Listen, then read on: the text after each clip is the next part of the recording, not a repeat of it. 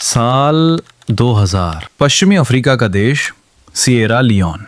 चारों तरफ घने जंगल और उन जंगलों के बीच बसा कायलाहू नाम का एक छोटा सा इलाका जो अब खूंखार विद्रोहियों का गढ़ बन चुका था। संयुक्त राष्ट्र यूएन मिशन पर तैनात भारत के मेजर पुनिया अपने 2 साथियों के साथ आतंकियों के कैंप की तरफ बढ़ रहे थे। मकसद था शांति समझौता, लेकिन जैसे ही वो कैंप में पहुंचे उन्हें घेर लिया गया, हथियार छीन लिए गए और आंखों पर पट्टी बांधकर उन्हें बंधक बना लिया गया। तभी विद्रोहियों का सरदार हंसते हुए कहता है, तुम अब हमारे कब्जे में हो। इतना ही नहीं, हजारों की तादाद में इन विद्रोहियों ने भारतीय सेना के बेस को चारों तरफ से घेर लिया, जहां 223 भारतीय फौजी मौजूद थे। भारत से 10,000 किलोमीटर दूर विदेशी धरती पर हमारे जवान मौत के साए में फंस चुके थे। आज की इस वीडियो में हम देखेंगे कि आखिर सिएरा लियोन में हुआ क्या था, ये विद्रोही कौन थे जिन्होंने भारतीय सेना से पंगा लेने की जुर्रत की, और कैसे भारत के पैरा एसएफ कमांडोज ने नर्क के द्वार से अपने साथियों को सुरक्षित बाहर निकाला। ये भारतीय सेना का अब तक का सबसे डेंजरस और डेयरिंग मिशन है, ऑपरेशन खुखरी। कहानी में आगे बढ़ने से पहले हमें ये समझना होगा कि आखिर एक शांत देश में इतना खून खराबा क्यों हो रहा था। सिएरा लियोन पश्चिमी अफ्रीका का एक बेहद खूबसूरत देश। कुदरत ने इसे समंदर, जंगल और बेशकीमती हीरों डायमंड से नवाजा था, लेकिन अफसोस यही हीरे इस देश के लिए वरदान नहीं बल्कि एक श्राप बन गए। साल 1991 में पड़ोसी देश लाइबेरिया का एक तानाशाह चार्ल्स टेलर सिएरा लियोन के हीरो पर कब्जा करना चाहता था। अपनी हवस को पूरा करने के लिए उसने एक बागी गुट खड़ा किया जिसका नाम था रेवोल्यूशनरी यूनाइटेड फ्रंट यानी RUF। विद्रोही गुट RUF का नेतृत्व फोदे संको कर रहा था।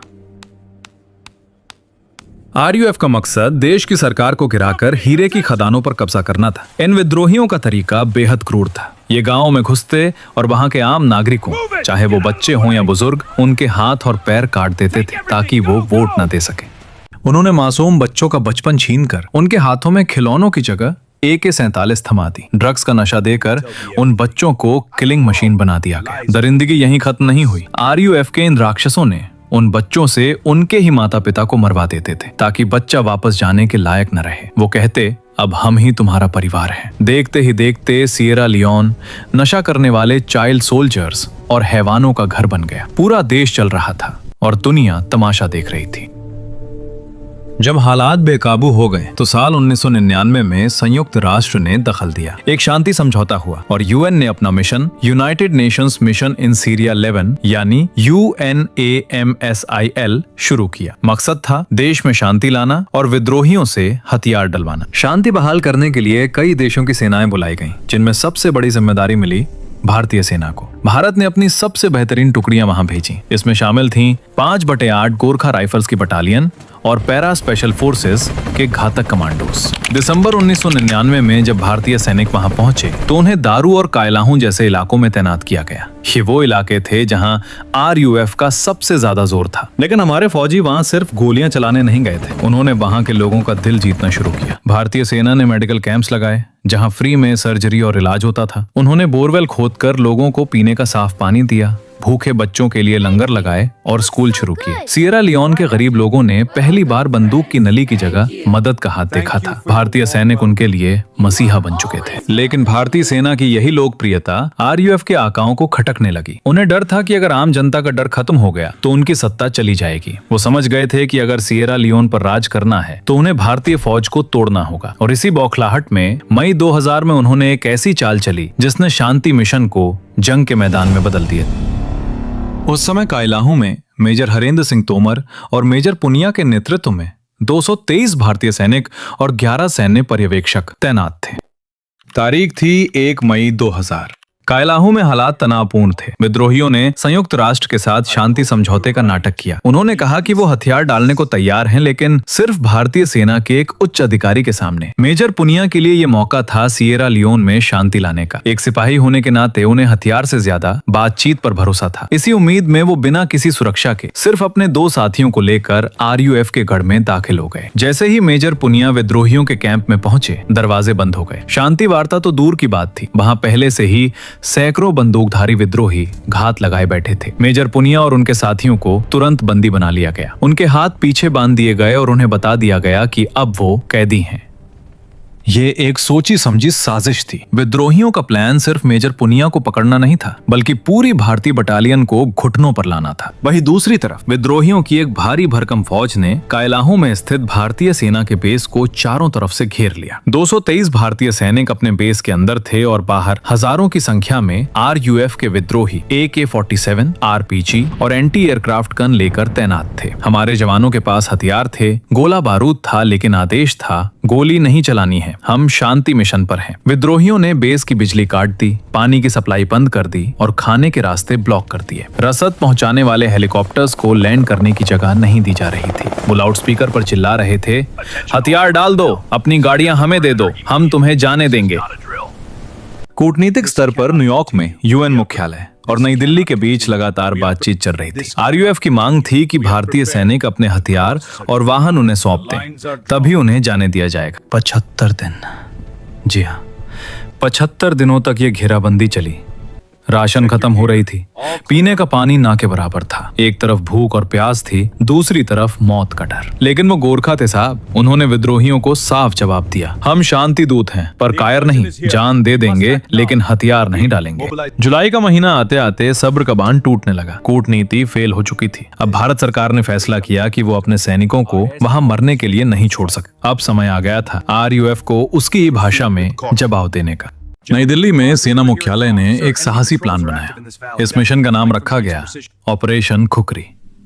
खुखरी गोरखा सैनिकों का वो पारंपरिक हथियार है जिसके म्यान से बाहर निकलने का मतलब है दुश्मन का खात्मा। इस मिशन के लिए विशेष रूप से भारत से पैरा स्पेशल फोर्सेस की एक टुकड़ी को एयरलिफ्ट किया गया। मेजर उस समय हरिंदर सूद के नेतृत्व में करीब 120 पैरा कमांडोज को रातों रात सिएरा लियोन पहुंचाया गया। ये एक मल्टीनेशनल ऑपरेशन होने वाला था, लेकिन लीड रोल में भारत था। संसाधनों की बात करें तो इस ऑपरेशन में शामिल थे भारतीय वायुसेना के MI-35 attack helicopters, MI-17 transport helicopters,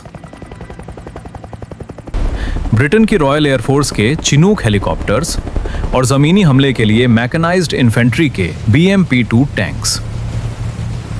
लेकिन एक समस्या और थी, विद्रोहियों के पास भी रेडियो सेट्स थे। वो भारतीय सेना की बातें सुन सकते थे। इससे निपटने के लिए हमारे जवानों ने एक गजब का दिमाग लगाया। उन्होंने रेडियो पर अंग्रेजी या हिंदी में नहीं बल्कि मलयालम भाषा में बात करना शुरू किया। दुश्मन सुन तो रहा था, लेकिन उसे कुछ पल्ले नहीं पड़ रहा था कि हमला कहां से और कब होगा।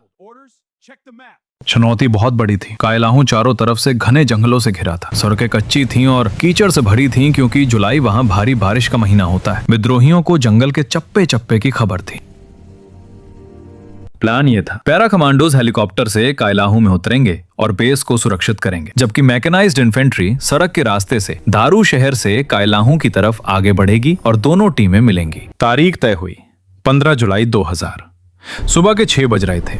मौसम बेहद खराब था। आसमान से आफत की बारिश हो रही थी और जमीन दलदल बन चुकी थी। विद्रोही अपने बंकरों में आराम से सो रहे थे। उन्हें लगा था कि इतनी बारिश में कौन आएगा, लेकिन ऑपरेशन शुरू करने का ऑर्डर आ चुका था। तभी बादलों की गड़गड़ाहट के बीच उन्हें हेलीकॉप्टर्स के पंखों की आवाज सुनाई थी। इससे पहले कि विद्रोही अपनी बंदूकें उठा पाते, भारतीय वायुसेना के MI-35 अटैक हेलीकॉप्टर्स ने आसमान से ही विद्रोहियों के ठिकानों पर रॉकेट बरसाना शुरू कर दिया। ठीक उसी समय मेजर हरिंदर सूद के नेतृत्व में 80 से ज्यादा पैरा SF के कमांडोज चिनूक हेलीकॉप्टर्स से रस्सियों के जरिए सीधे विद्रोहियों के सिर पर उतर गए। जैसे ही कमांडोज जमीन पर पहुंचे, उन्होंने सबसे पहले सफेद फास्फोरस ग्रेनेड्स का इस्तेमाल किया। धमाकों के साथ ही विद्रोहियों के कैंप में अफरा तफरी मच गई। जो विद्रोही कल तक भारतीय सेना को सरेंडर करने की धमकी दे रहे थे, आज वो अपनी जान की भीख मांगते हुए जंगल की तरफ भाग रहे थे। कुछ ही मिनटों में पैरा SF ने उस जगह को सिक्योर कर लिया जहां हमारे 223 जवान फंसे थे। गोरखाओं ने अपनी खुखरियां निकालनी और घेरा तोड़कर बाहर आ गए। ट्रकों का काफिला तैयार हुआ और हमारे जवान वहां से निकलने लगे। लेकिन पिक्चर अभी बाकी थी। कायलाहू से निकलना तो सिर्फ पहला पड़ाव था। असली खतरा रास्ते में था। वापसी के रास्ते में दारू बेस तक पहुंचने के लिए उन्हें पेंडेम्बू शहर से गुजरना था। पेंडेम्बू RUF का हेडक्वार्टर था, विद्रोहियों का सबसे मजबूत गढ़। उन्होंने वहां सड़क पर एम्बुश लगा रखा था। जैसे ही भारतीय काफिला पेंडेम्बू के करीब पहुंचा, विद्रोहियों ने RPG और मोर्टार से भीषण हमला कर। सड़क कीचड़ से भरी थी, गाड़ियां फंस रही थीं और चारों तरफ से गोलियां चल रही थीं। दुश्मन चाहता था कि हमारे फौजी वहीं कीचड़ में फंसकर मारे जाएं। यहाँ भारतीय वायुसेना के Mi-35 हेलीकॉप्टर्स ने गेम चेंजर की भूमिका निभाई। उन्होंने ऊपर से विद्रोहियों की गन पोजीशंस पर ऐसा सटीक निशाना लगाया कि उनके बंकर्स ताश के पत्तों की तरह बिखर गए। नीचे जमीन पर पैरा कमांडोज और गोरखाओं ने मिलकर विद्रोहियों का सफाया कर दिया। ये लड़ाई करीब 4 से 5 घंटे तक चली। RUF के विद्रोही, जो अक्सर नशीले पदार्थों के सेवन के कारण निडर होकर लड़ते थे, लेकिन भारतीय मारक क्षमता के आगे बिखर गए। पेंडेनबू शहर, जो सालों से विद्रोहियों के कब्जे में था, उस दिन भारतीय सेना ने उसे विद्रोहियों के चंगुल से आजाद करा लिया था। शाम होते होते भारतीय सेना ने विद्रोहियों के गढ़ को पूरी तरह साफ कर दिया और काफिला सुरक्षित रूप से दारू स्थित UN बेस पर पहुंच गया।